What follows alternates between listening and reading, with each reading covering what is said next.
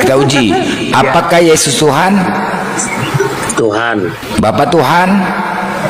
Tuhan. Roh Kudus Tuhan? Tuhan. Berapa jumlahnya, Kepas? Satu. Satu, baik. Di antara tiga Tuhan ini, Bapa, Yesus, Roh Kudus, siapakah yang kau sembah? Kita kerucutkan ya. Siapakah yang kau sembah? Yahweh. Hah?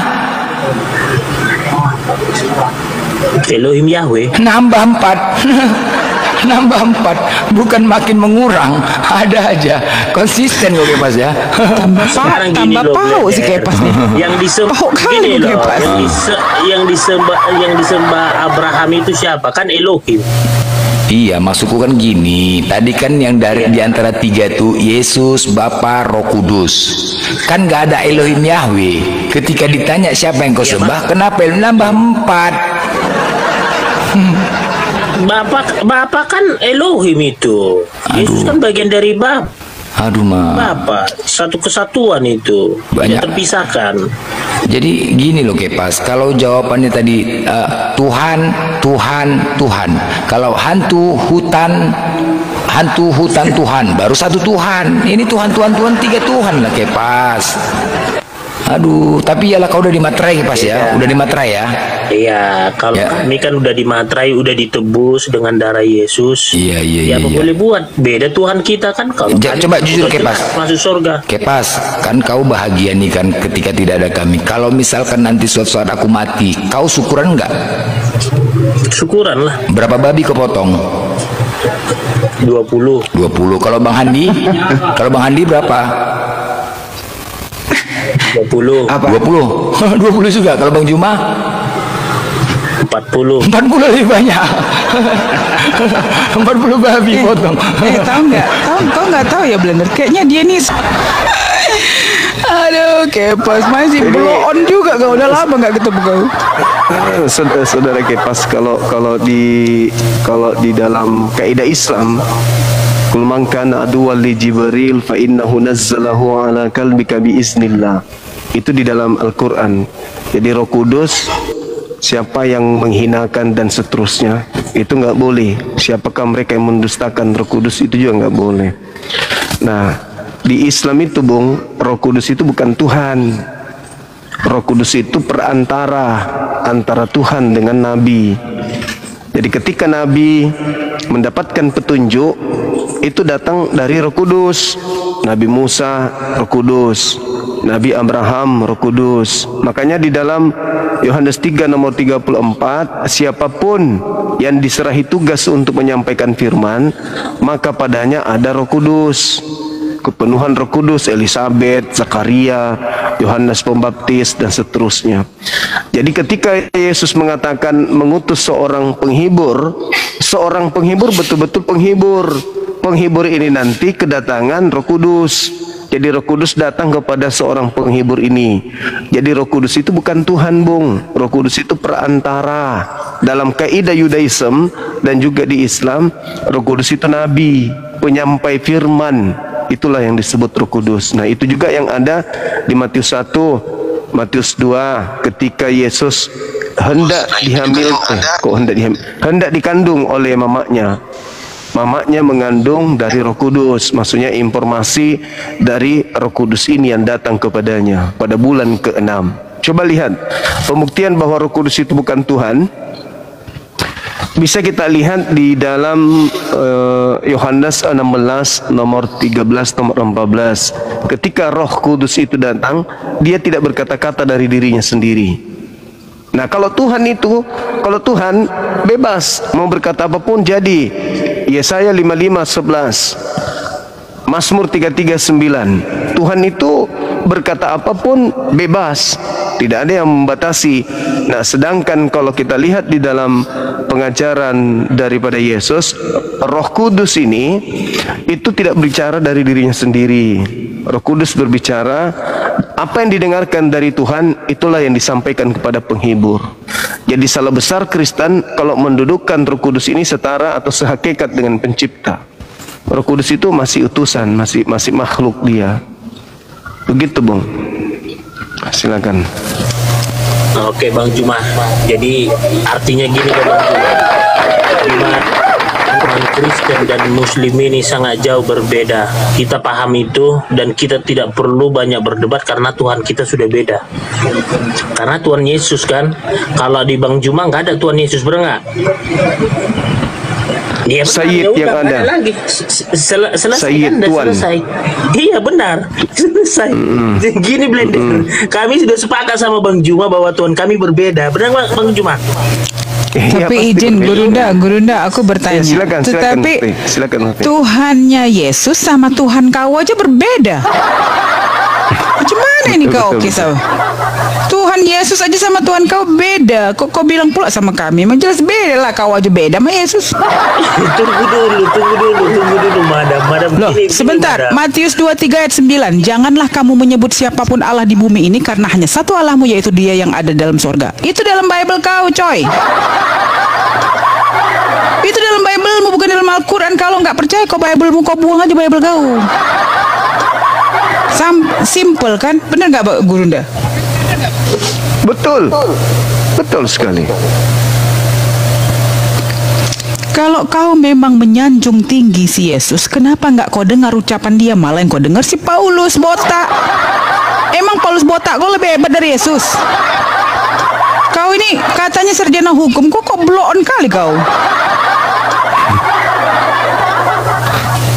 Gini loh, tanya. Izin Pak sebentar. Paman Sam monitor. Paman Sam. Ya, halo. Ya, Islam Kristen Bang. Kristen Bang. Kristen Bang. Silakan Bang. Ada mau tanya diskusi Bang. Ya, coba biar dulu dilanjutkan sama Kapas Panang dulu Bang. Nanti saya lanjutkan Bang. Kenapa? Enggak, kasih Kapas. dulu Kapas. Panang yang Oke. gitu. Oke, lanjut Kapas. Jadi gini loh, kami konsep kekristenan itu Tritunggal, artinya Trinitas Allah Bapa, Putra dan Roh Kudus. Memang secara logika ya kita memang nggak ketemu. Kenapa? Karena kita bicara tentang logika Trinitas Allah Bapa, Putra dan Roh Kudus. 3 Tuhan kok bisa jadi 1. Nah, disinilah tidak memahami secara mendalam kekristenan. Nah, nggak apa-apa. Jadi misalnya dibilang Tuhannya Yesus kan Bapa katanya. Yesus itu kan bagian dari Bapa. Aku dalam dia dalam aku. Kami adalah satu. Gitu loh. Dia kan berdoa di Gunung Getsemani itu kepada Ilahi. Yang berdoa itu kemanusiaannya, gitu loh. Terus yang kau sembah yang kemanusiaannya? Kau memang PA kau. Ilahi lah, memang Sekarang kau bilang dia jadi 1. Kalau dia jadi 1, waktu dia di dalam perutnya si Maria juga masuk Tuhan kau itu. Tuhan Bapa tuh masuk dalam perut Maria. Itu kan firman.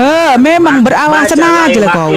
Udah, madam, biar tanggapi Bang Juma, madam. Udah lanjut Bang Juma. Jaringan saya nggak ada gangguan. Ada gangguan Bang. Lanjut aja. Ya, lanjut. Silakan, saya monitor. Jadi makanya Cuman kayak pas ini, madam, dia ini tukang merajuk. Ini nggak bisa, model dia ini nggak bisa di apa? Udah biasanya dia sama aku. Udah berapa kali kayak pas ya nggak pas? Aku jijik nih dia nih merajuk cuman anak aku tengok. Cuma aku suaramu kayak Sinora, suaramu bener nggak Blender? Sekarang kau baru tahu aku bukan Nora kan? Berapa kali kau sama aku bilang Nora, aku cinta kau Nora. Paman Sam ini Tritunggal juga ya? Paman Sam Kristen apa Bang? Paman Sam? Paman. Kristen apa Bang? Saya karismatik. Oh, karismatik. Oh, berarti luga lah ya? Luga Tembunannya. Nah, apa yang membuat perbedaan Bang antara karismatik dan mungkin Protestan dan Katolik gitu loh? Berbeda di mananya Bang? Adakah perbedaan? Enggak, karismatik Katolik itu sama aja Bang, sama-sama taat kepada Tuhan Yesus Kristus. Oh, sama-sama taat ya. Nah, jadi di antara perbedaan ini Bang, manakah yang dinyatakan Yesus itu yang benar? Protestan kah, Katolik kah, karismatik kah? Emang di sana ada berapa Yesusnya Bang? Enggak, maksud saya kan gini, ini kan perbedaan coba. Mungkin dari cara ibadahnya berbeda ya Bang, ya, karismatik dengan Protestan. Nah, gini Bang. Kalau dia umat Kristen itu Bang, banyak sekte-sekte yang cara penyembahannya beda Bang. Tapi itu tujuannya tetap satu. Ya. Kita percaya sama Tuhan Yesus, jalan hidup dan kebenaran. Oh, aku tanya dulu Bang. Jadi kenapa kalau orang Kristen sama Katolik mau nikah itu harus ganti agama Bang? Kan sama katanya. Makanya itu kan peraturan gerejanya loh Kak. Bang, ya harusnya gereja yang lebih tahu. Kalau tadi abang bilang itu sama, harusnya gereja yang bilang itu nggak boleh harus ganti agama, orang sama Tuhannya. Maksud saya itu adalah peraturan di gereja. Ya namanya gereja, kalau gereja beda-beda ya peraturannya beda-beda juga Kakak. Cuman kalau cara penyembahan, cara pemujanya tetap sama. Dia hanya gini. pada satu, Yesus Juru Selamat. Baik, kan tadi abang bilang kan yang namanya Tuhan itu sesembahan ya Bang ya? Iya. Sesembahan Bang, saya mau tanya, bagaimanakah ritual menyembah di Kristen Bang? Nah itu Bang, kalau namanya penyembahan di ritual di Kristen itu Bang, nggak ada praktek-prakteknya, nggak ada apa segala macamnya. Cuman hati kita aja, iman kita aja percaya bahwa ia adalah Yesus. Sunat hati berarti? Itu aja. Enggak ada ritualnya gitu loh. Enggak ada harus kamu kayak gini, harus kamu lipat kaki, harus kamu kayak gini, enggak ada. Masuk Bang Jumang, masuk Bang. Itu dengan Roh Kudus, bukan dengan peraturan-peraturan lain cara penyembahannya, bukan gitu kita. Silakan Bang Jumang. Kita bernyanyi buat kemuliaan Dia. Kita buat persembahan tetap buat kemuliaan Dia. Jadi nggak ada perlu pakai harus kayak gini, harus gini. Nggak pala banyak peraturannya, itu aja. Di Katolik bernyanyi, di Karismatik juga bernyanyi, di Katolik persembahan, di Karismatik juga persembahan. Jadi kalau masalah itunya gara-gara gara-gara pindah dari Karismatik ke Katolik, itu peraturan gerejanya. Kalau cara sesembahnya tetap sama aja, satu. Orang Katolik bernyanyi, Karismatik kita juga bernyanyi. Perayaan-perayaannya orang itu Paskah, kita juga Paskah. Natal kita juga Natal. Jadi di sana nggak ada bedanya. Karena kita yang kita yakini hanya satu, Yesus Juru Selamat. Itu aja kuncinya ya. Oke, Bung, dari saya. ketika Yesus mengajar di tengah kaumnya Bani Israel, tercatat oleh penulis Matius di dalam Matius 23, kata Yesus begini, orang-orang Yahudi, ahli kitab, orang Farisi telah menduduki kursi Musa, kata Yesus. Dengarkanlah setiap perkataan mereka, tapi jangan mengikuti pekerjaan mereka, karena mereka kemudian mengatakan tentang hukum Taurat, tetapi mereka tidak mempraktekkan hukum Taurat tersebut. Satu. Yang kedua, Matius 5, inti dari penjabarannya di sana adalah surga neraka. Neraka bagi orang yang meniadakan hukum Taurat meskipun yang paling terkecil. Surga diisi oleh orang-orang yang kemudian melakukan hukum Taurat, mentaati segala perintah, ketetapan, ketentuan, hukum-hukum, larangan, dan perintah yang ada di dalamnya. Jadi kata Yesus, surga nerakanya orang itu ditentukan orang itu taat kepada perintah Tuhan yang datang kepada Musa ataupun tidak. Nah, saya ingin uji sampai di mana pemahaman saudara. Bung, Oke, gini. andai saja Yesus hidup, sabar, belum.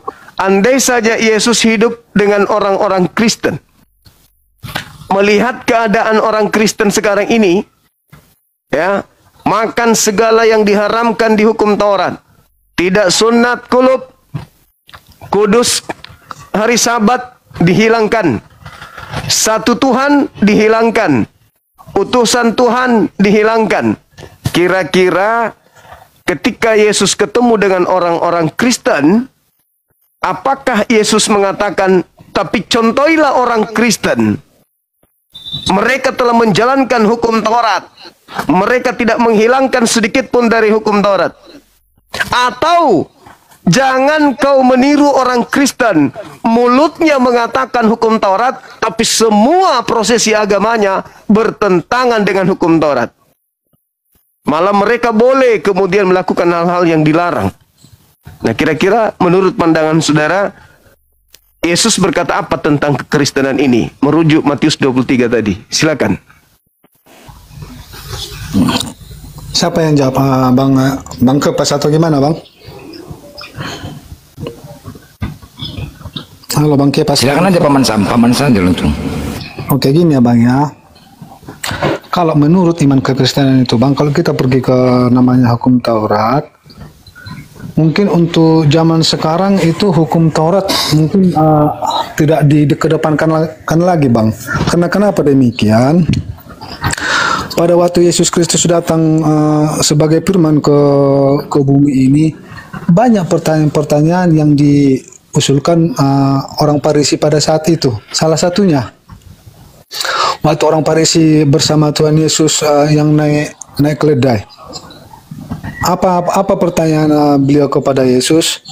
Apa yang kami harus perbuat supaya kami bisa menjadi pengikut-Mu? Jadi di sana Yesus berkata, apa kata Yesus? Jangan engkau berzina, jangan engkau mencuri, hormatilah orang tuamu. Datang orang Farisi menjawab, demikian, itu sudah kulakukan sejak aku kecil. Lalu kata Yesus apa sebaliknya? Cuman satu kekuranganmu. Udah, jual semua hartamu, bagi kepada orang miskin, ikutlah bersama kau, engkau akan mendapat kerajaan yang di surga. Jadi kalau masalah pengajaran itu banyak bersih-bersihnya. Cuma intinya sekarang kenapa kita meyakini Tuhan Yesus adalah juru selamat? Dengan perkataan Dia, dengan mujizat Dia, dengan kata-katanya. Itu yang kita imani. Memang pada saat Yesus datang lahir ke bumi, banyak orang kecewa. Kecewanya di mana? Yang diharapkan bukan yang seperti Dia. Karena pada zaman itu, pemerintahan yang sesuka-suka membuat pemerintahan sendiri, udah butuh seseorang pemimpin. Tapi yang datang apa? Yang datang yang membawa kasih. Kenapa demikian? Ditampar ke kiri, kasih ke kanan, itu yang datang. Jadi orang itu nggak terima, makanya pada saat itu orang Israel menolak Tuhan Yesus. Jadi mereka bertekad hukum Taurat gitu loh Bang. Jadi kesimpulannya pada zaman ini, bentar loh Bang, sedikit Bang ya. Jadi kesimpulannya kita sekarang kedatangan Yesus ke dalam bumi sebagai firman, kita mengikuti ajaran kasih Bang. Mengikuti ajaran kasih. Salah satu contoh tadi saya udah bilang. Apa yang harus saya perbuat supaya saya harus ikut dengan kamu? Jangan engkau berzina, jangan mencuri, hormatilah kedua orang tuamu. Apa jawaban orang Farisi tersebut? Itu sudah saya kerjakan sejak saya lahir, katanya demikian. Cuman satu kekuranganmu. Apa kekurangan dia? Jual hartamu, bagi kepada orang miskin, ikutlah bersama aku, engkau akan mendapat kerajaan di surga sama seperti aku. Jadi yang paling utama dalam pengajaran Yesus datang sebagai firman, kita hanya mengikuti ajaran kasih itu ya Bang Juma ya. Kalau masalah di hukum Taurat memang banyak kali di sana perintah-perintah yang harus bisa kita taati. Tapi mengingat perkembangan zaman sekarang itu mustahil. Apalagi 10 hukum Taurat. Siapa yang mampu bisa melakukannya? Itulah makanya datang Yesus membawa kasih ke dalam dunia ini dengan pengajaran-pengajarannya. Itu meyakinkan kita bahwa Dia adalah jalan keselamatan dan hidup. Itu dari saya. Ya, Bung. Tadi saya membacakan di Matius 5 nomor 19. Barang siapa yang meniadakan mengajarkan ke orang lain, maka upahnya neraka. Kalau ada orang mengasihi orang lain, tapi mengajak orang lain ke neraka, itu kasih palsu, itu kasih hoaks. Kalau kita mengasihi orang lain, maka kita mengajak orang lain untuk telaten, taat, menjalankan apa yang diperintahkan oleh Tuhan. Itu baru kasih. Barang siapa yang meniadakan hukum Taurat meskipun yang paling terkecil lalu mengajarkan kepada anak-anaknya, berarti dia tidak mengasihi anaknya. Kenapa? Karena dia mengajarkan anaknya meniadakan hukum Tuhan, yang nyata akibatnya neraka. Itu bukan kasih. Barang siapa sebaliknya tidak meniadakan hukum Taurat, tetapi melakukan segala perintah yang ada di dalamnya, lalu kemudian mengajarkan kepada anaknya, kepada tetangganya, maka orang itu kasih kepada siapa? Kasih kepada orang lain. Jadi kasih itu bukan hanya sekedar bagi Indomie, buah bibir aja, bukan. Kasih itu implementasinya adalah perintah Tuhan. Kalau kita kasih kepada orang, maka perintah Tuhan jangan dihilangkan, malah kita ajak orang untuk melakukan kasih itu, untuk melakukan perintah ketaatan itu. Kalau kita tidak tak kasih kepada orang, ya ajarkan anak-anak kita untuk meniadakan hukum Torah, maka itu bukan kasih. Coba Anda baca di Ulangan 11 nomor 1. Yosua 22 nomor 5. Yang disebut kasih adalah mentaati dengan setia segala ketetapan, ketentuan, hukum-hukum yang datang kepada Nabi Musa.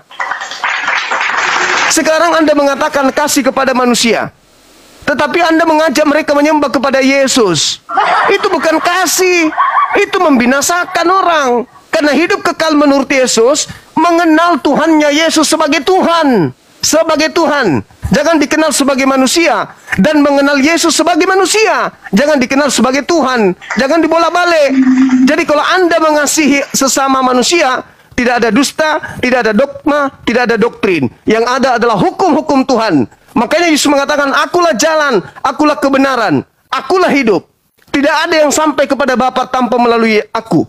Implementasi pengajaran Yesus itu apa?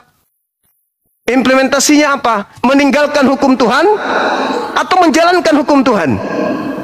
Kan di situ poinnya. Sedangkan yang Anda katakan hari ini adalah ajaran Paulus, ajaran yang mengajarkan merdeka dari hukum Tuhan, ajaran yang mengajarkan untuk meninggalkan hukum Tuhan, ajaran yang mengajarkan dia bukan lagi hamba Tuhan, tetapi dia adalah pewaris. Artinya bahwa Kristen itu tidak ada kasih. Karena yang disebut kasih adalah kita taat terhadap perintah Tuhan. Setelah taat kepada perintah Tuhan, mengajarkan orang di sekeliling kita untuk melakukan hal yang sama. Itu baru disebut kasih kepada manusia. Bagaimana Anda mengatakan kasih kepada diri Anda sendiri, sementara syarat untuk kasih Anda tidak lakukan?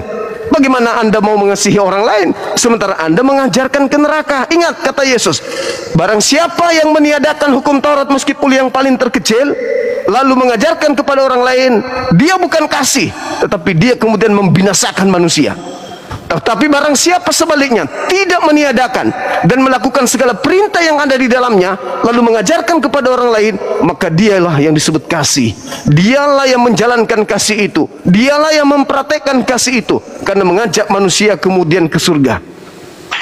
Dengan menghilangkan semua perintah Tuhan, itu bukan kasih, itu membinasakan, tapi membungkus diri dengan ucapan kasih, biar lolos ajaran ini kepada manusia lemah akal. Demikian, Bang.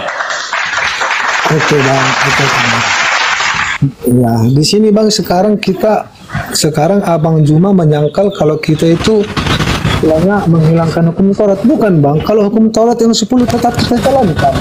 Makanya di sana penyebarannya itu, makanya itu luas, Bang. Jadi bukannya kita sejak karena udah Yesus lahir kita meniadakan hukum Taurat, bukan. Kita tetap jalankan. Makanya itu datang Tuhan Yesus ke bumi itu untuk menyempurnakan dia, Bang. Menyempurnakan hukum Taurat tersebut. Bukannya kita melanggar hukum Taurat, tetap kita jalankan hukum Taurat yang 10.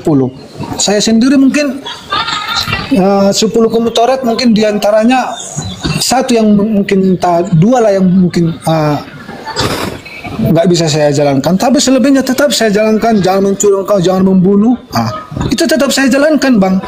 Itu memang masih kita pegang sampai saat ini, walaupun istilahnya di pengajaran Yesus sekarang istilahnya menyempurnakan. Kalau namanya hukum Taurat itu tetap kita kerjakan, nggak ada yang kita tinggalkan itu. Makanya apa tujuan Yesus itu untuk menyempurnakan hukum Taurat, karena memang ke-10 hukum Taurat ini itu pada sebelum Yesus lahir. Jadi setelah Yesus datang ke bumi, dia menyempurnakan ke-10 hukum Taurat ini, Bang.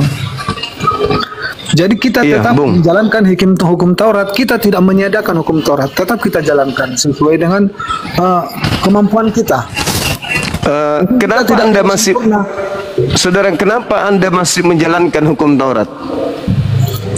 Karena Gini bang, kalau namanya hukum Taurat itu memang itu nggak bisa dihilangkan. Ya karena memang hukum Taurat itulah yang harus kita jalankan sesuai dengan perintah yang dulu. Tapi makanya saya bilang tadi, Tuhan Yesus datang untuk menyempurnakan. Kenapa untuk datang menyempurnakan? Karena pada zaman hukum Taurat semua manusia udah pada, gimana mau kita bilang, udah pada berdosa gitu bang. Karena hukum Taurat ini tidak ada yang mampu melakukannya. Makanya dia berkorban untuk kita supaya kita tidak mati. Itu yang kita imani bang. Oke. Kita sebut dia sebagai juru selamat kita. Kenapa Anda masih mengharapkan melaksanakan hukum Taurat? Tentu tujuannya karena Anda masih mengharapkan ada kebenaran di dalam hukum Taurat. Anda lupa, pendiri agama Anda mengatakan, jikalau kamu masih mengharapkan ada kebenaran di dalam hukum Taurat, maka sia-sialah kematian Kristus. Galatia 2 nomor 21. Jikalau kau mengharapkan kemudian ada kebenaran, sekiranya kau mengharapkan ada kebenaran di dalam hukum Taurat, maka sia-sialah kematian Kristus Yesus. Kenapa Anda masih menjalankan yang 10? Satu, hukum Taurat itu bukan untuk Kristen. Kenapa Anda menjalankan? Bukan apa hubungannya? Sabar dulu. Apa hubungannya dengan Anda hukum Taurat itu? Enggak ada hubungannya. Sebentar Bang Juma, kita tidak ada mengklaim kalau hukum Taurat itu sama orang Kristen. Kita tidak ada klaim itu berlaku untuk semua manusia Bang Juma. Mana dalilnya hukum Taurat itu hanya untuk kaumnya Bani Israel saja, kok untuk seluruh manusia? Aduh. Di sana kan ada penjebarannya bang. Ya silakan. Anda baca ulangan 5. Hukum Taurat itu tidak berlaku untuk nenek moyang kita, tetapi hanya berlaku kepada kita yang hidup hari ini. Bukan untuk nenek moyang kita, tapi untuk kita yang hidup di zaman ini, di hari ini, yaitu Bani Israel. Ulangan 33 nomor 1 sampai nomor 4. Hukum Taurat yang datang kepada Nabi Musa adalah hak milik kepunyaan Bani Yakub. Mazmur 147 nomor 19 nomor 20. Hukumku yang datang kepada Yakub dan aturan-aturanku yang datang kepada Israel tidak aku berikan kepada bangsa lain. Lalu apa hubungannya 10 hukum Taurat itu dengan orang Kristen? Paulus makanya mengatakan, jika engkau masih mengharapkan kebenaran dari hukum Torah, maka Yesus Kristus tidak berguna bagimu. Ucapan Yesus itu adalah untuk orang Yahudi yang hidup di tengah-tengah bangsa asing yang ada di Galilea, yang ada yang ada di Galatia. Itu. Jadi Paulus itu menuliskan kemudian surat mengajarkan kepada orang-orang Yahudi yang hidup di tengah-tengah orang-orang asing di Galatia. Apa kata Yesus Paulus? Jika kamu mengharapkan ada kebenaran oleh hukum Torah, maka sia-sialah kematian Kristus. Galatia 2 nomor 16. Sebab tidak ada orang yang dibenarkan karena menjalankan hukum Torah. Galatia 5 nomor 4. Kamu keluar dari kasih karunia jikalau kamu masih mengharapkan ada kebenaran dalam hukum Taurat. Kenapa Anda masih mengharapkan kebenaran dari Taurat? Pertama, Anda bukan orang Yahudi. Kedua, hukum Taurat bukan untuk Anda. Yang ketiga, Paulus mengatakan tidak ada kebenaran dalam hukum Taurat itu. Dan kalau Anda bermimpi, berhayal di dalam hukum Taurat itu adalah kebenaran, apa kemudian akibatnya? Sia-sia kematian Yesus Kristus itu. Jadi Anda ini sudah hanya karena terlanjur Kristen doang, karena dari orang tua aja, karena udah terlanjur Kristen, ya udah Kristen, pertahankan aja kepercayaan ini, meskipun tabrakan dengan dalil-dalil dalam Bible itu sendiri. Coba, kenapa Anda masih mengharapkan 10 hukum Torah? Karena Anda mengharapkan ada kebenaran. Lah, kalau Anda mengharapkan ada kebenaran, menurut Paulus sia-sialah kematian Kristus. Mana yang Anda pilih? Ada kebenaran dalam hukum Taurat tapi sia-sia kematian Kristus. Mana yang Anda pilih? Ya jadi gini loh Bang. Abang di sini menceritakan tentang Paulus. Makanya kita kita tahu dulu sebelum Paulus itu menjadi penyebar firman Tuhan, perlu kita tahu dulu latar belakangnya Paulus itu. Abang Juma sekarang tahu nggak latar belakang Paulus? Tahu, dia dari Benyamin, orang Farisi, kemudian dia murid dari Gamaliel, dia ahli Taurat, disunat pada hari ke-8. Itu yang abang tahu kan?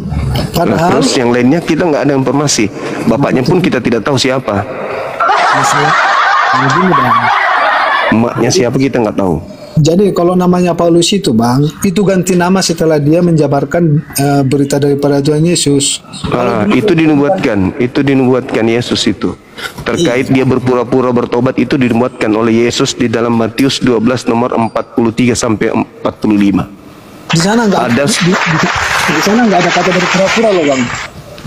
Anda lihat, Anda baca, angkatan jahat orang Farisi bertaubat, lalu setelah bertaubat iblis keluar daripadanya. Iblis ini mencari pemberhentian di padang gurun, tapi iblisnya tidak menemukan, sehingga iblis itu kembali kepada orang Farisi yang bertaubat tadi dan memanggil 7 roh iblis yang jauh lebih jahat daripadanya, sehingga masuklah 8 roh iblis ke dalam dirinya.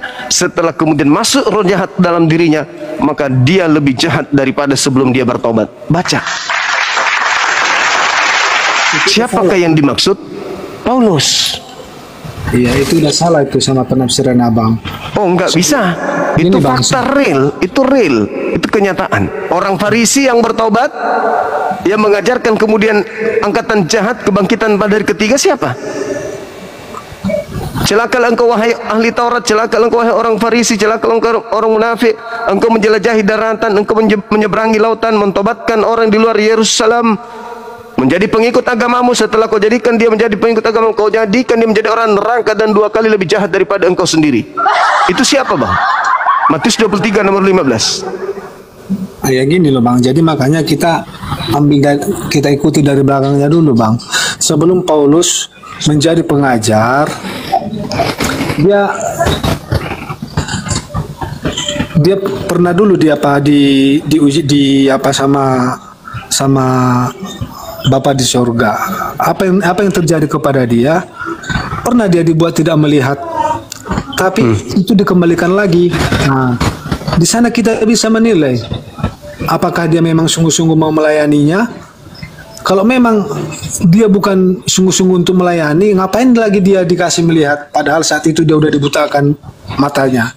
Dari sana kita udah bisa ambil kesimpulan, berarti memang dia apa yang diajarkan dia memang ajaran yang daripada diajarkan oleh Tuhan Yesus Kristus. Coba bang, itu makanya kita di sana kita nilai juga dia bang.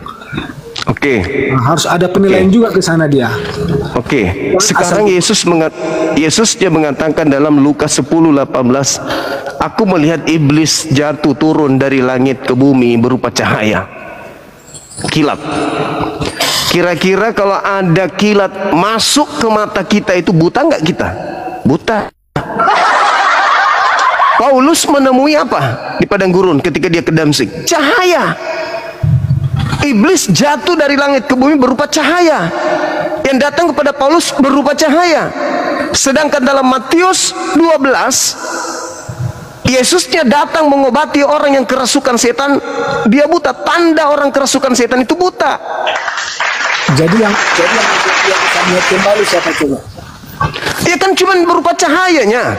Ketika dia berupa cahaya, dia bukan buta karena kena benda tajam atau karena benda tumpul, enggak. Coba Anda lihat ketika mata Anda tersorot mobil, cahaya yang terang pada malam hari, tepat. Pasti Anda tidak bisa melihat yang lain. Kenapa? Karena cahaya itu masih ada dalam pupil mata Anda. Itu bang, cuma kebutaannya bukan sementara bang, bahkan bermalam bang. Ya itulah 3 malam. Makanya saya bilang bang. Makanya masa tanda-tanda kedatangan Tuhan buta? Zakaria kedatangan Tuhan tidak buta. Abraham kedatangan Tuhan tidak buta. Ismail, Ishak, Hagar kedatangan Tuhan tidak buta. Elisabeth, Zakaria, Yahya Pembaptis, tidak ada yang buta. Bukan tanda-tanda kedatangan, cuman lalu kenapa Anda mengatakan yang datang kepadanya Tuhan karena dia buta?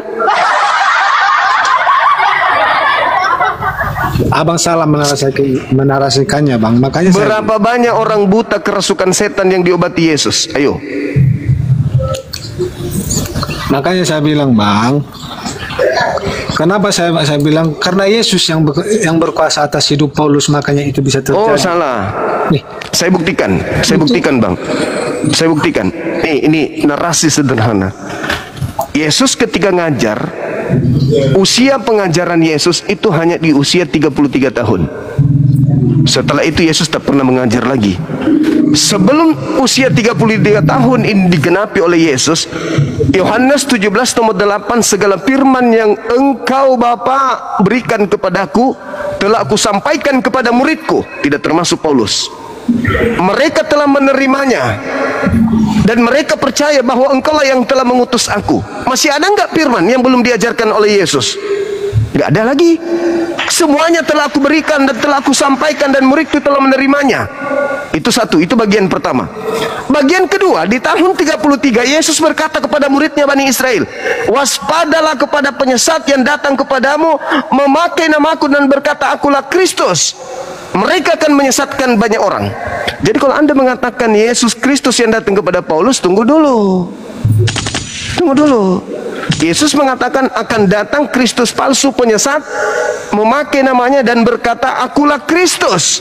Yang datang kepada Paulus mengaku Kristus. Bahkan Paulus mengatakan, aku menerima Injil bukan dari manusia. Ingat, aku menerima Injil bukan dari manusia, tetapi dari Yesus Kristus. Ayo, Yesus mengatakan, waspadalah kepada iblis yang datang kepadamu memakai namaku dan berkata akulah Kristus.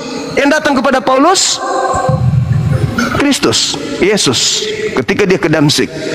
Itu terjadi kapan? Tahun 52. Tahun 33 Yesus berpesan kepada muridnya. Tahun 52 ada yang datang mengaku Kristus. Siapakah engkau Tuhan? Akulah Yesus yang kau aniaya. Ingat Bang, di dalam Yohanes 16 nomor 7 nomor 8 Yesus berkata kepada muridnya, ingat tahun 33 nih, bukan tahun 52. Yesus berkata apa? Adalah benar katamu jikalau aku pergi, sebab kalau aku tidak pergi maka seorang penghibur lain itu tidak akan datang. Tetapi kalau aku pergi maka dia akan datang. Pertanyaan saya, menurut Yesus yang datang setelah Yesus pergi, Yesus atau seorang penolong lain? ya jadi kalau kita tengok riwayat Paulus, Bang, kenapa kita meyakini dia sebagai pemberita kebenaran, Bang? Di sini udah ketahuan loh, Bang. Pada zaman itu pertobatan Paulus kan sudah bisa diterima manusia. Bahkan kematiannya jelas kita tahu. Dia bukan mati karena dia mati karena dihukum. Kenapa dia rela berkorban sampai mati? Padahal kita tengok setelah kita tahu latar belakang Paulus itu sebelumnya adalah orang yang paling jahat. Saudaraku, gini, enggak dengar dulu, Bang. Menurut Yesus yang datang setelah dia terangkat ke langit, siapa? Yesus atau penolong lain? Maksud saya, apa yang diharapkan oleh Paulus sehingga dia berani mengorbankan dirinya mati di tangan manusia hanya untuk itu belum seberapa. Itu belum seberapa. Enggak, kita gini, Bang, kita pakai juga logika manusia, logika berpikir lah, Bang. Kita menerima pertobatan, sudah. Latar belakangnya kita adalah orang yang sangat brutal, ceritanya gitu. Kita bertobat, kita menerima pertobatan ini sampai nyawa kita serahkan gara-gara pertobatan tersebut. Secara logika, secara manusiawi, apakah itu logika? Bukan kan? Karena memang dia udah diutus sebagai Paulus, pengikutnya 2 miliar manusia. Apa kamu pikir itu angka yang sedikit? Pengikut Paulus 2 miliar. Siapa di belakang Paulus ini? Kalau Anda mengatakan dia mati, Adam itu diinginkan oleh iblis untuk mati. Iblis menginginkan supaya Adam menemaninya di neraka kekal, seluruh keturunannya. Jadi kalau cuma satu Paulus, apa sih artinya? Sama seperti iblis. Iblis disuruh, hei iblis, menghormatlah kamu kepada Adam.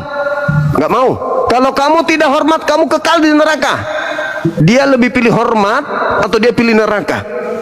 Dia pilih mati kekal di neraka daripada dia hormat kepada Adam. Sepele, tapi dia lebih pilih kemudian resiko yang besar demi untuk menyesatkan kemudian Adam.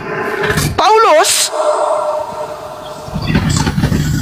apa keuntungannya kemudian mengatakan ajaran Kristen? Keuntungan Paulus sama seperti iblis. Apa keuntungan iblis menyesatkan Adam? Ada? Enggak ada. Semata-mata kebinasaan.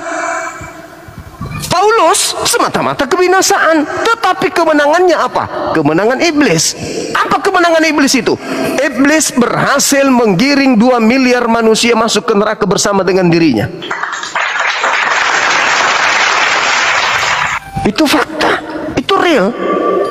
Makanya Yesus mengatakan, waspadalah kepada penyesat yang datang kepada kalian. Ini ucapan tahun 33. Yang datang kepada kalian memakai namaku dan berkata, akulah Kristus. Sekarang Paulus mengaku Kristus. Paulus mengaku bertemu dengan Kristus. Paulus mengaku murid-muridnya bergelar Kristus. Kristen, pengikut Kristus. Tergenapi enggak? Orang banyak yang disesatkan oleh Kristus palsu ini tergenapi enggak?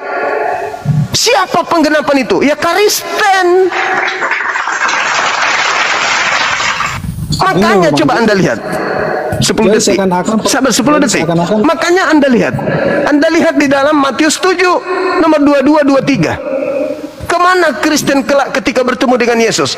Pada hari terakhir nanti banyak orang berseru kepadaku, Tuhan, Tuhan, bukankah kami bernubuat, mengusir setan, bermujizat pakai nama Yesus? Pada hari itulah aku Yesus akan berterus terang kepada mereka, Kristen, penyahlah daripadaku, aku tidak mengenal kalian. Kalian semua adalah pembuat kejahatan. Apa masih kurang itu? Masih kurang.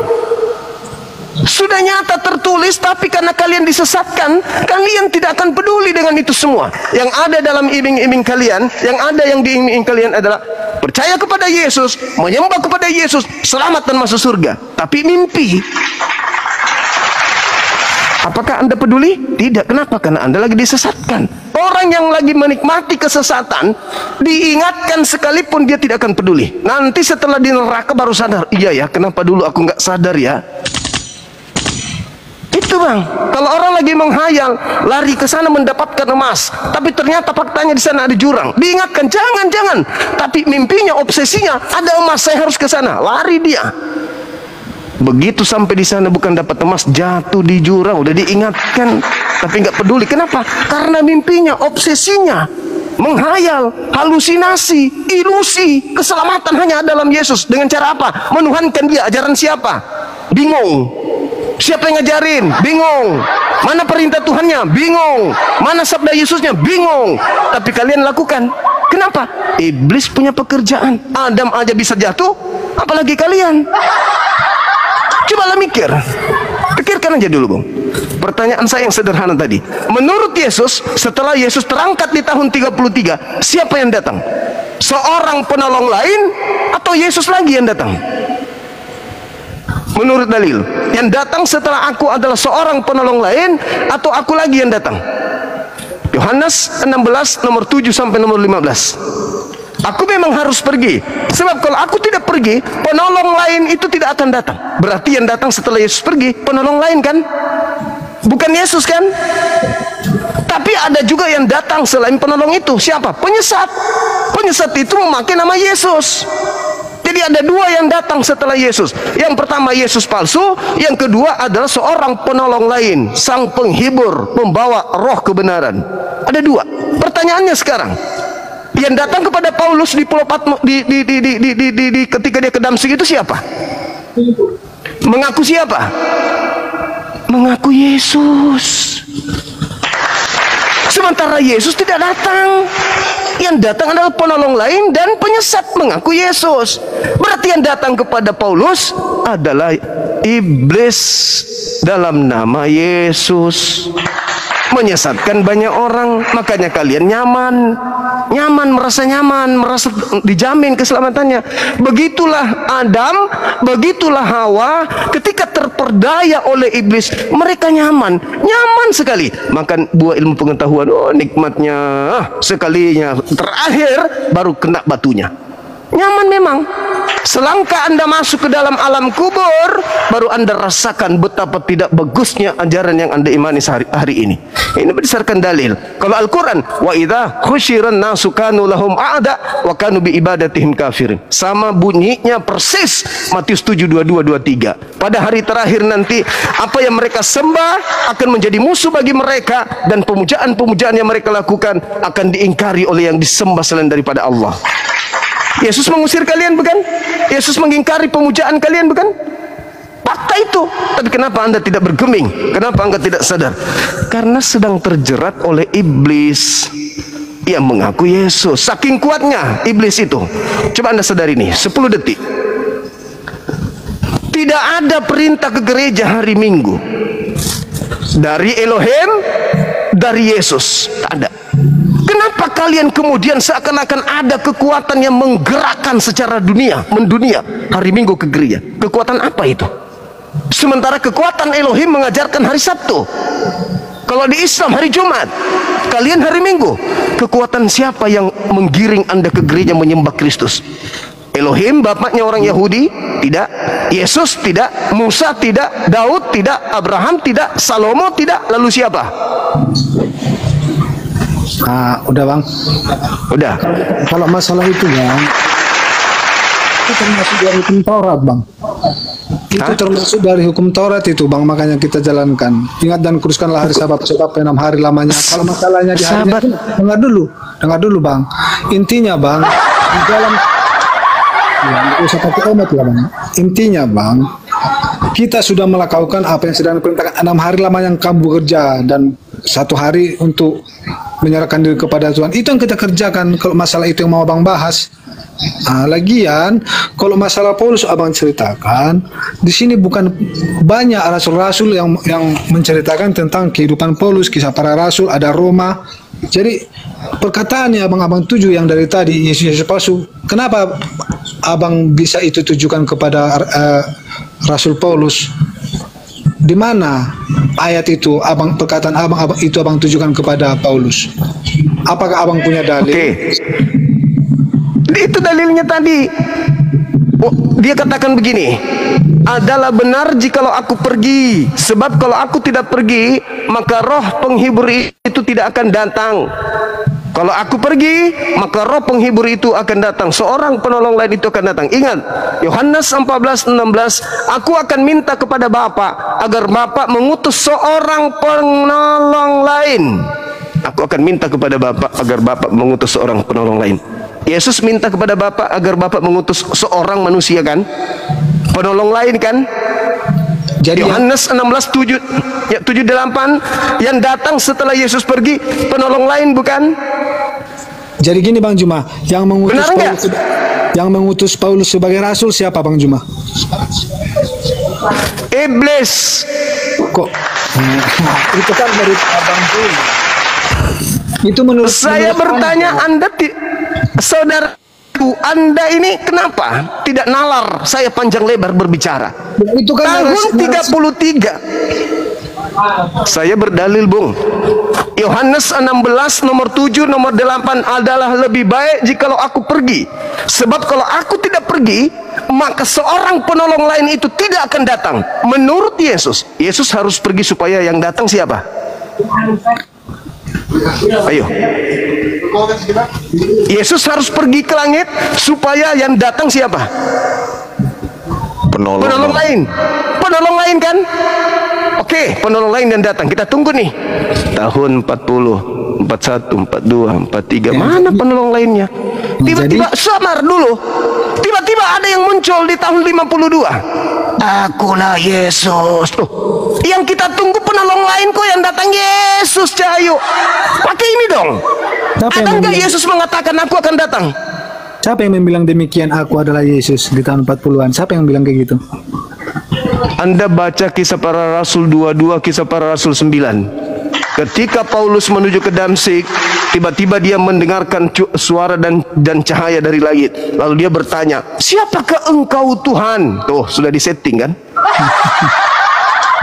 Akulah Yesus yang kau aniaya. Pertanyaan saya, menurut Yesus yang datang setelah Yesus terangkan penolong lain atau Yesus sendiri yang datang? Nah, Tapi jawab, gini, Bang. jawab di Kalau situ. kita- Jawab gini, di situ Bang. dulu, di situ Ya, dulu, gini. di situ dulu. Iya. Jadi sekarang Yang intinya datang kita- setelah Yesus siapa menurut Yesus? intinya sekarang bisa kita nilai bagaimana dengan pengajaran Paulus. Apakah dia mengajarkan penyesatan? Kan Saudaraku, yang diajarkan tetap ketika kasih. Yesus palsu itu datang akan menyesatkan banyak orang. Bagaimana mungkin bisa menyesatkan kalau ajarannya tidak baik? Pertanyaannya sederhana loh. Yang datang setelah Yesus menurut Yesus siapa? Seorang penolong lain? Ya, sampai sekarang kan Bang, siapa? apa yang gini Bang, sampai sekarang apa yang diajarkan oleh Paulus itu yang dilaksanakan manusia. Jangankan umat Kristen, umat Muslim juga melakukannya, mengasihi sesama manusia, tolong menolong. Kan tetap Anda kerjakan. Ya. Nah, Anda tetap mau cantik, kerjakan. mau ganteng, tidak urusan. Tidak urusan dengan Makanya- itu, nggak ada urusan. makanya Yang saya kupertanyakan bilang, sekarang, Apabila menurut tadi Yesus, pengajaran Paulus bertolak belakang dengan akal pikiran manusia, itu bisa kita bantai. Tapi buktinya apa yang diajarkan oleh Paulus? Tetap pelajaran yang bagus yang diajarkan. Enggak, izin Gurunda. Aku mau silakan Anda membacakan jadi aja. pengikutnya. Beda Astagfirullahaladzim, ya beda Allah. prinsip Sekarang- ajaran Yesus sama ajaran Paulus tuh berbeda, Bro. Mau dibacakan. Madam, jangan dipotong dulu, Madam. Jangan dipotong Iya. dulu, Madam. Intinya sekarang, Jangan dipotong dulu, Biar, Madam. biar, nggak apa-apa. Izin. kalaupun kita Nggak apa-apa, sekarang nggak apa-apa. Antara kalaupun ajaran kita Paulus dengan ajaran Yesus, kan dia lagi tanya, Bang. Kalaupun sekarang kita mewariskan ajaran daripada Paulus, tapi tetap juga sekarang yang kita lakukan kan yang baik-baik aja.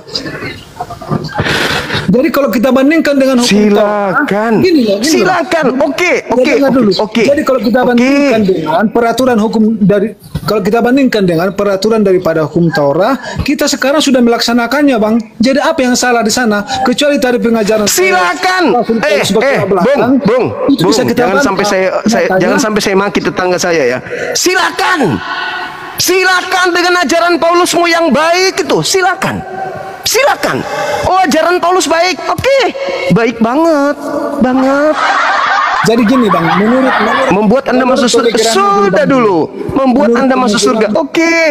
Bukan di situ poinnya saya. Bukan di situ poinnya. Poinnya ajaran Yesus. Yesus berkata, memang aku harus pergi, sebab kalau aku tidak pergi, maka seorang penolong lain itu tidak akan datang. Pertanyaan saya, menurut Yesus yang datang setelah Yesus siapa? Nanti saya cari dulu ya. Saya keluar dulu sebentar, nanti saya carikan.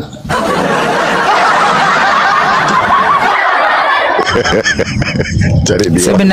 Sebenarnya aku mau ngasih tahu aja nih Gurunda bahwa perbedaan ajaran Yesus dan Paulus tuh berbeda. Pasti. Itu pasti. Biar si kawan ini tahu tapi dia ternyata nggak tahu. Jadi repot kalau kita bacakan aja dua Tepuk poin. tangan dulu untuk kubu Islam, tepuk tangan. Yeay. Kita lagi menang lagi sore ini. Kabur. Oh, Terbirit-birit, keren. terbirit-birit. Masya Allah. Iya dong, harus gitu dong. Yang Mantap, datang mantap. setelah Yesus siapa? Kan itu poinnya. Mau dia baik kek, mau dia muncul seperti wali kek, semua pengikutnya jalan di atas air kek, ngobati orang yang sakit, enggak peduli. Bukan itu poinnya.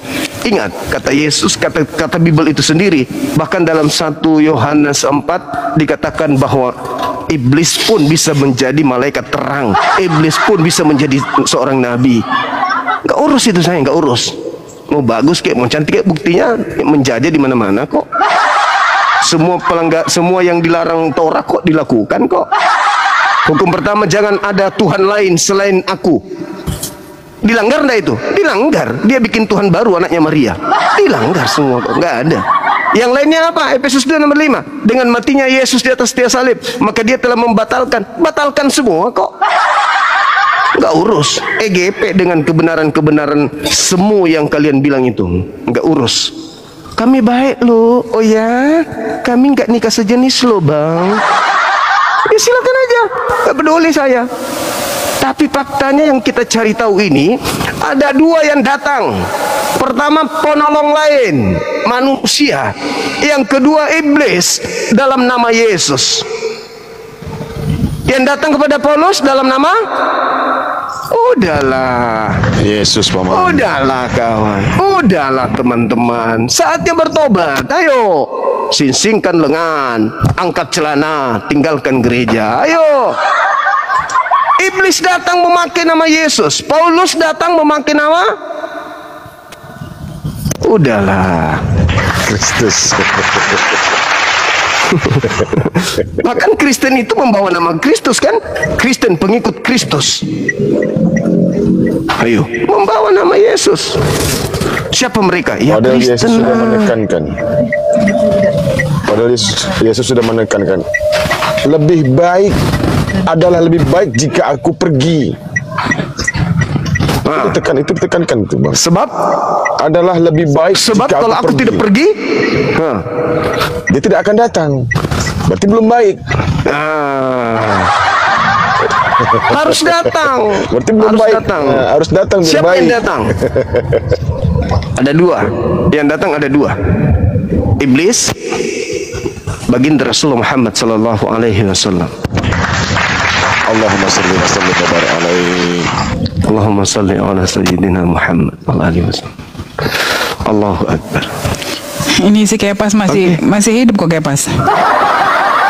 Berani kau memberikan ini jawabanmu Kepas. Kawan kau udah kabur. Si Kepas mati kok Kepas. Kalau aku gini loh, Ada dia. gini loh. Tinggal Kalau aku giginya kan goyang-goyang. dari materai. Tapi bagus Kalau aku bang, kan didengarkannya. Jadi bentar lagi kau masuk Islam loh Kepas. Kau doain loh kau. Gimana Kepas? Gini loh, aku orangnya suka nyimak, Persiapan gak mau maghrib. motong-motong pembicaraan orang. Gini loh, apapun kalian bilang tentang kebenaran kalian, aku udah dimatrai. Kok kebenaran kalian itu dalam Bible kau dibacakan? Sakit kau loh Kepas. Kau punya degree ya. Masa kau terlalu bego? Itu tadi dibacakan Bang Juma itu ayat-ayat dalam Bible-mu. Bukan dalam Al-Quran. Yang dimatrai itu adalah kedua-belas suku Bani Israel. Wahyu 7 Iya. nomor 4 sampai 8. Kristen kapan dimateraikan masuk surga? Gini loh, Masuk Bang akal Eri. pun tidak dek. Gini loh, kita udah ditebus dengan darah Yesus. Udah ditebus katanya Bang. Sekarang Ditebus dengan Matius darah 7:21-23 itu gimana dek? Matius 7:21-23 itu gimana Kepas? Bukan orang yang memanggilku Tuhan, Tuhan. Sekarang aku tanya, yang manggil Tuhan di muka bumi ini untuk Yesus cuman Kristen. Itu ayat spesial untuk kalian dari Yesus. Matius 7:21-23. Spesial untuk Kristen saja, karena hanya orang Kristen yang panggil Yesus itu Tuhan. Kalau agamamu benar, tidak mungkin dia menghardik orang yang memanggil dia Tuhan, Cong. Harusnya dia memberikan kalimat kepada orang yang nggak percaya. Bagi orang yang nggak percaya dengan aku, kalian akan enyahlah kalian. Nah, ini enggak. Bukan orang yang memanggilku Tuhan, Tuhan masuk dalam kerajaan surga. Ternyata kalian itu disuruh enyah, pembuat kejahatan lagi dibilang. Itu dalam Bible musoy.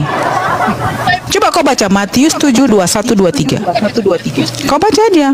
Nah, kau nggak bertanya, kan kau seorang sarjana ya. Kau nggak berpikir gini, kenapa ya kitab ini ditulis kepada orang yang memanggil Yesus Tuhan? Kenapa bukan orang yang tidak memanggil dia Tuhan harusnya diberikan seperti itu? Hai, kau pembuat kejahatan. Harusnya kami dong yang nggak memanggil dia Tuhan. Kenapa ini spesifik untuk kalian? Coba, apa yang kau bilang kau ditanggung? Boro-boro kau ditanggung, kau dibilang enyah, pembuat kejahatan lagi kau dibilang. Kayak mananya kau ini, bah?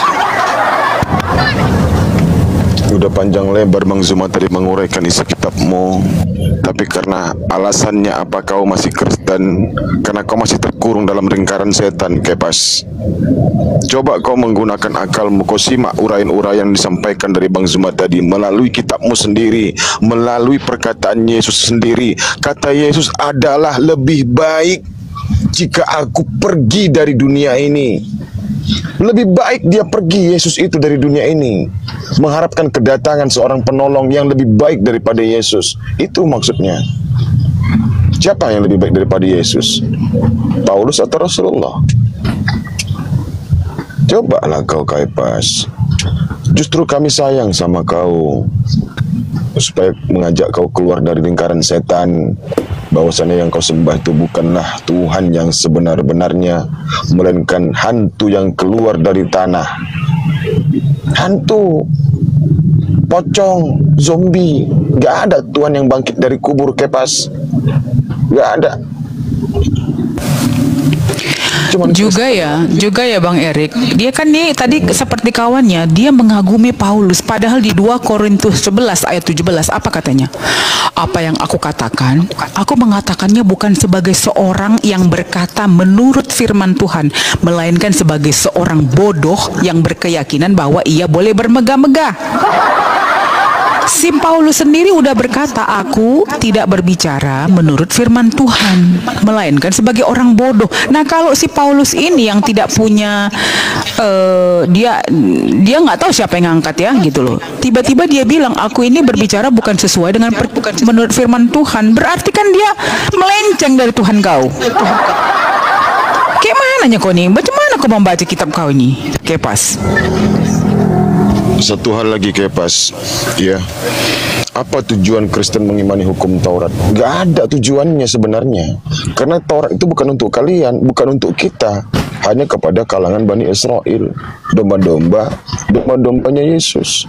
Untuk apa tujuan menjalankan hukum Taurat? Apa fungsinya coba samamu? Ada perintah rupanya kepada Kristen bahwasanya hukum Taurat itu diperuntukkan kepada pemangsa babi, pada manusia yang tidak bersunat. Nggak ada. Perintah itu ditujukan kepada orang-orang yang tidak memakan babi, dan wajib hukumnya bagi mereka bersunat. Itu hukum Taurat. Apa fungsinya sama kalian untuk kalian jalankan? Apa tujuannya? Kalau kamu mengharapkan kebenaran dari hukum Taurat itu, apa juga tujuannya? Karena Kristen itu memang diajarkan Paulus untuk berdosa. Kalau tidak berdosa seorang Kristen, maka sia-sialah bagi dirinya keyakinannya terhadap kematian Yesus di tiang salib untuk menebus dosa dia. Jadi kalau kamu hidup di dunia ini menjadi orang suci, orang bersih yang tidak berdosa sama sekali, sia-sia kematian Yesus Kefas. Makanya Kristen itu harus berdosa, Dek. Betul nggak? Saya mau bayar utang, tapi kamu nggak punya utang. Untuk apa aku bayar utang? Sama siapa aku bayar utang? Sementara aku nggak punya utang. Kamu harus punya utang baru bisa aku bayar utangmu. Itu. Kau kan orang berpendidikan, kau seorang sarjana hukum, tapi bisa begini. Akalmu coba melenceng. Kalau ilmu pendidikan oke lah, mungkin Kristen mungkin lebih menguasai di muka bumi di Indonesia ini terutama. Ya, kita akui memang. Tapi kalau agama, akal itu kalian singkirkan, kalian asingkan, kalian simpan dalam kulkas. Nggak kalian bawa kemana-mana. Cukup kalian bawa ke dalam gereja aja. Nah, itu sulitnya kalian Kefas.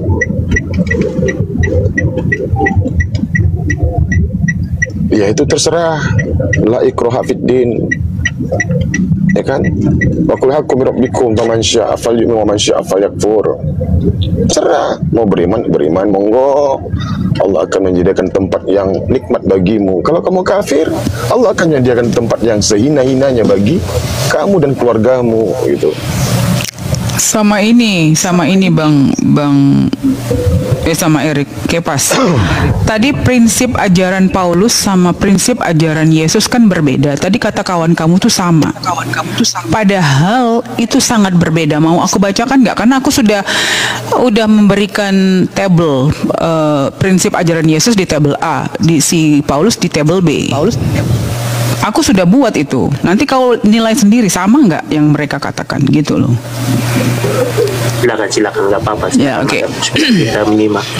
Tapi ini kamu tulis ya, karena aku tidak sesuai cuma ngomong doang. Aku pakai bukti ya ini ya. Perbedaan prinsip-prinsip ajaran pokok Yesus dan Paulus. 1. Yesus mengaku bahwa dirinya adalah utusan Tuhan dan sekalipun tidak pernah minta disembah. Itu di Matius 15:24. Aku diutus hanya kepada domba-domba yang hilang dari umat Israel. Kedua, inilah hidup yang kekal itu, yaitu bahwa mereka mengenal Engkau satu-satunya Allah yang benar dan mengenal Yesus Kristus yang telah Engkau utus. Yohanes 17:3 dan Yohanes 11:42. Aku berkata kepadamu, sesungguhnya seseorang hamba tidaklah lebih tinggi daripada tuannya, ataupun seorang utusan daripada dia yang mengutusnya. Jikalah kamu tahu semua ini, maka berbahagialah kamu jika kamu melakukannya. Aku berkata kepadamu, sesungguhnya barang siapa menerima orang yang kuutus, ia menerima aku, dan barang siapa menerima aku, ia menerima dia Bapa yang mengutus aku. Yohanes 13:16-17-20. Terakhir, kamu telah mendengar bahwa aku telah berkata kepadamu, aku pergi tetapi aku datang kembali kepadamu. Sekiranya kamu mengasihi aku, kamu tentu akan bersukacita karena aku pergi kepada Bapakku, sebab Bapa lebih besar daripada aku. Yohanes 14:28. Masuk aja, Mbak. Nah, tapi apa kata Paulus? Jadi menurut Yesus dari 3 ayat yang kalimat yang aku baca tadi, bahwa dia berkata hanya Allah Bapa satu-satunya Tuhan. Dia selalu berkata dia utusan. Tetapi apa menurut Yesus? Apa menurut Paulus? Namun bagi kita hanya ada satu Allah saja, yaitu Bapa, yang daripadanya berasal segala sesuatu dan yang untuk dia kita hidup, dan satu Tuhan saja, yaitu Yesus Kristus, yang olehnya segala sesuatu telah dijadikan dan karena dia kita hidup. 1 Korintus 8:6. Jadi si Yesus bilang Tuhan itu adalah Allah Bapa di surga. Si Paulus bilang Tuhan itu adalah si Yesus di 1 Korintus. Nah, sekarang kamu lebih mendengar si Yesus atau mendengar si Paulus?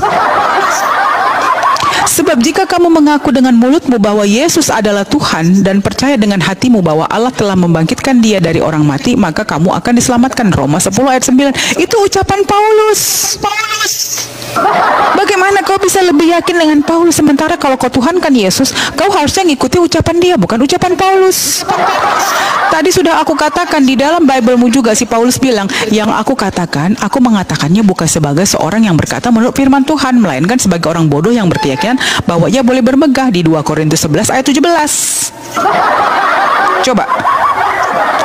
Coba itu kepas. Itu hanya dua persoalan. Satu lagi tentang sunat ya. Apa kata si Yesus dengan supaya gini loh, kepas. Kita ini berbicara panjang lebar kayak gini, kita selalu membacakan dari ayat-ayat yang kamu bilang itu kitab suci kamu. Nah, kalau kamu nggak percaya dengan kitab-kitab suci yang kamu bacakan, kami hanya membaca loh. Tetapi kan kamu tahu, paham artinya, karena dia bahasa Indonesia, tidak perlu diinterpretasikan. Kita baca aja orang sudah paham. Ya. Kedua tentang di ajaran Yesus, ya. Dan ketika genap 8 hari dan ia harus disunatkan, ia diberi nama Yesus, yaitu nama yang disebut oleh malaikat sebelum ia dikandung ibunya. Lukas 2:21. Ini dalam Biblemu ya. Yang kedua di Kejadian 17 ayat 10-11.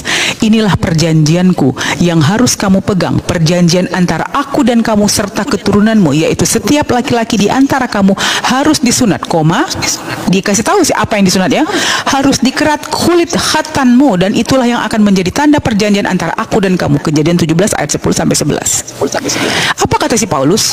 Sebab bagi orang yang ada di dalam Kristus Yesus, hal bersunat atau tidak bersunat tidak mempunyai sesuatu arti, hanya iman yang bekerja oleh kasih. Galatia 5 ayat 6. Bagaimana mungkin dia membatalkan apa yang dikatakan Yesus? Yesus bilang inilah perjanjianku dan kamu serta keturunanmu, setiap anak laki-laki harus disunat.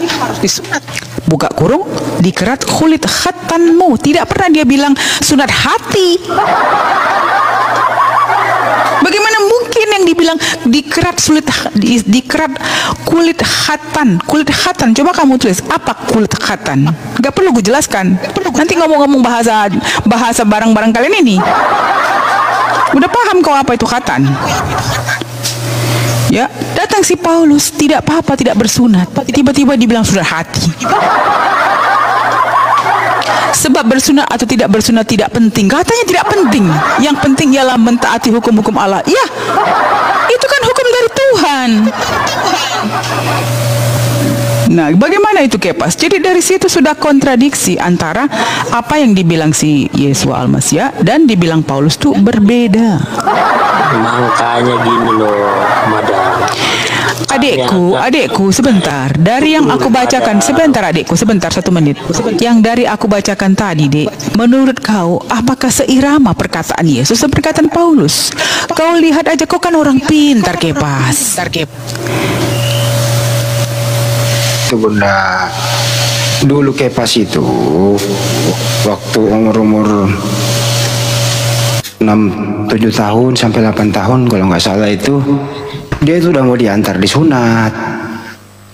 Pas dalam perjalanan dia melarikan diri ke Jakarta, sampai sekarang nggak pulang-pulang, makanya takut disunat gitu. Katanya agama Abraham. Kalau kau ngikutin Abraham, kau takut pakai kampa aja. Pertanyaannya Pas, kenapa kau melarikan diri, nggak pulang-pulang gara-gara sunat? Pas, sunat itu untuk Bani Israel, Bang Hendi. Ya ilah. biarin aja nggak apa-apa, jangan dilawan. Padahal Tuhannya sendiri yang bilang, kalau kau pencinta Yesus, harusnya kau dengar perkataan Yesus Al-Masih ya, bro. Jadi gini Bang Handi, kita bingung ya, katanya dia mencintai Yesus Al-Masih, tetapi begitu semua perkataan dia dibatalkan sama si Paulus, kok diam saja? Aneh kali kau. Aduh, lucu-lucu kau ya. Pertanyaan terakhir Pas, ini mau maghrib Pas.